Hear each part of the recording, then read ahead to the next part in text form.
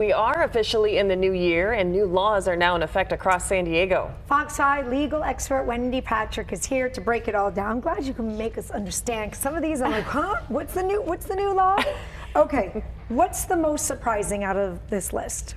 Well, you know, the most surprising never surprises me. It's kind of a reversal on a lot of the laws we've been talking about over the years. I mean, whether we're talking health, wealth, gun safety, public expenses, there's always this sort of sign of the times. But I do have to say there are a couple that stand out that are most relevant. And I'll say one of the first ones is, remember that ban on this prohibition of concealed weapons in public spaces? Well, that was lifted as of Monday. Happy New Year. So now we actually do have that ban on guns as we move through the system.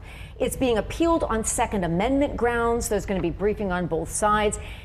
Only in California, as we say, this may be a harbinger or a blueprint for other states to follow, but it's still not final. However, that ban will be in effect as that moves through the court. So I think that was probably one of the surprises, is that ban actually is in effect. So can you talk a little bit about that? Because if you have the concealed carry permit, but you can't go in, is it just certain public places? Yes, Chris, it's 26 public places, and you can imagine what they are. They're places like playgrounds, parks, but that applies even if you do have that permit.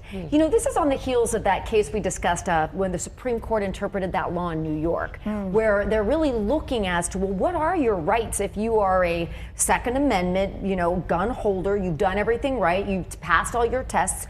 What are your rights and how can they be restricted in public places for public safety purposes? Comes up every time we have another shooting, but that is something that's now unique to California. We'll see how that plays out. Okay, also this new marijuana law, what does this mean?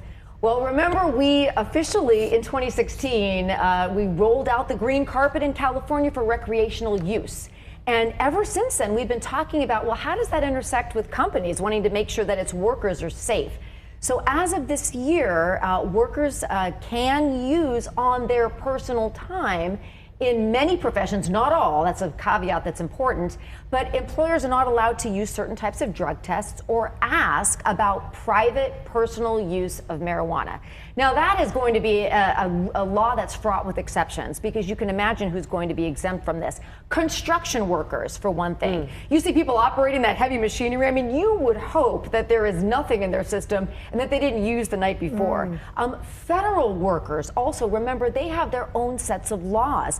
Marijuana is not legal under federal law. So I would always advise, you know, don't be the test case. If you worry whether or not you are in one of those professions that are exempt, make sure you look it up and make, absolute sure.